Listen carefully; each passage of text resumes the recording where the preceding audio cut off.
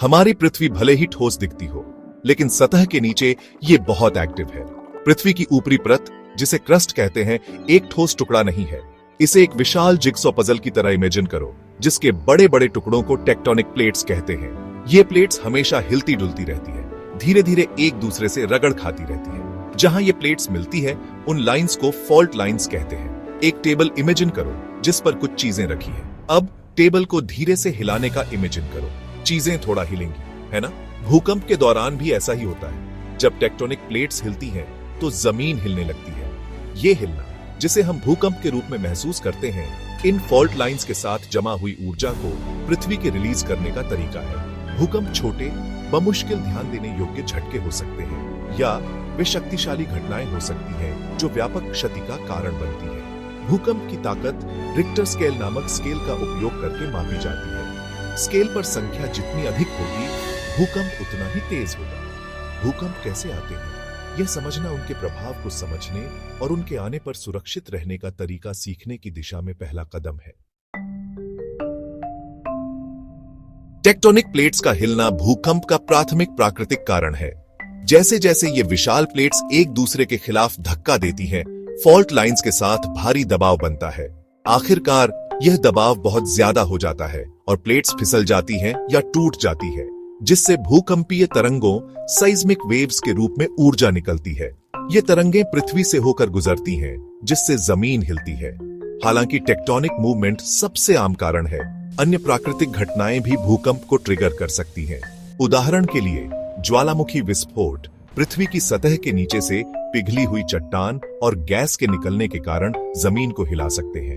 मानवीय गतिविधियां भी भूकंप में योगदान कर सकती हैं, हालांकि ये आमतौर पर छोटे पैमाने पर होते हैं। खनन, तेल और गैस निष्कर्षण और बड़े बांधों के निर्माण जैसी गतिविधियां पृथ्वी की पपड़ी पर तनाव और दबाव को बदल सकती हैं। ये परिवर्तन भूकंप को ट्रिगर कर सकते हैं, अक्सर उन क्षेत्रों में जो पहले से ही भूकंपीय गतिविधि से ग्रस्त हैं। यह याद रखना महत्वपूर्ण है कि पृथ्वी एक गतिशील प्रणाली है जो लगातार बदल रही है और विकसित हो रही है। भूकंप इस प्रक्रिया का एक स्वाभाविक हिस्सा है, जो हमारे पैरों के नीचे काम करने वाली अपार शक्तियों की याद दिलाते हैं। भूकंप के प्रभाव बमुश्किल ध्यान देने योग्य से लेकर पूरी तरह से विनाशकारी तक हो सकते हैं, जो इसकी ताकत और स्थान पर निर्भर करता है। सबसे तात्कालिक और स्पष्ट प्रभाव जमीन का हिलना है, जो एक हल्के झटके से लेकर हिंसक झटकों तक हो सकता है, जिससे खड़ा होना असंभव हो जाता है।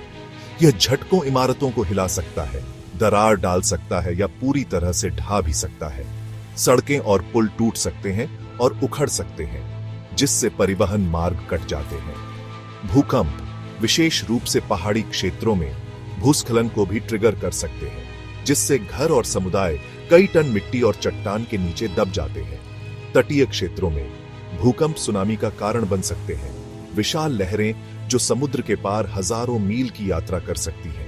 ये लहरें तटीय समुदायों को जलमग्न कर सकती है, जिससे व्यापक विनाश और जान माल का नुकसान हो सकता है। भौतिक क्षति से परे भूकंप के गहरे भावनात्मक और वित्तीय प्रभाव होते हैं। घरों, व्यवसायों और प्रियजनों का नुकसान विनाशकारी हो सकता है।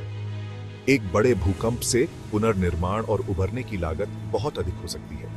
प्रभावी आपदा तैयारी योजनाएं विकसित करने और मानव जीवन और संपत्ति के जोखिम को कम करने के लिए भूकंप के संभावित प्रभावों को समझना महत्वपूर्ण है।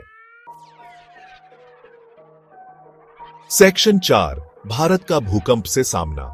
भूकंपीय रूप से सक्रिय क्षेत्र में स्थित भारत में महत्वपूर्ण भूकंपों का इतिहास रहा है। भारतीय टेक्टोनिक प्लेट लगातार यूरेशियन प्लेट के खिलाफ धक्का दे रही है, जिससे यह क्षेत्र भूकंपीय गतिविधि से ग्रस्त है। 2001 गुजरात भूकंप, जिसकी तीव्रता रिक्टर पैमाने पर 7.7 मापी गई, भारत की स्मृति में अंकित है। इस विनाशकारी भूकंप ने 20,000 से ज्यादा लोगों की जान ले ली और गुजरात में व्यापक विनाश किया। 2015 का नेपाल भूकंप, जबकि नेपाल में केंद्रित था, पूरे उत्तर भारत में झटके भेजे। 7.8 तीव्रता वाले इस भूकंप ने भारत के हिमालयी क्षेत्रों में जान माल का भारी नुकसान किया। 1993 का लातूर भूकंप, हालांकि 6.3 की तीव्रता में छोटा था, महाराष्ट्र में महत्वपूर्ण क्षति और जान माल का नुकसान हुआ। यहां तक कि मध्यम भूकंपों के प्रति भी संवेदनशीलता को उजागर किया। ये घटनाएं भूकंप के प्रति भारत की भेद्यता की कठोर याद दिलाती हैं। वे भूकंप की तैयारी के महत्व को रेखांकित करते हैं, जिसमें बिल्डिंग कोड, पूर्व चेतावनी प्रणाली और जन जागरूकता अभियान शामिल हैं।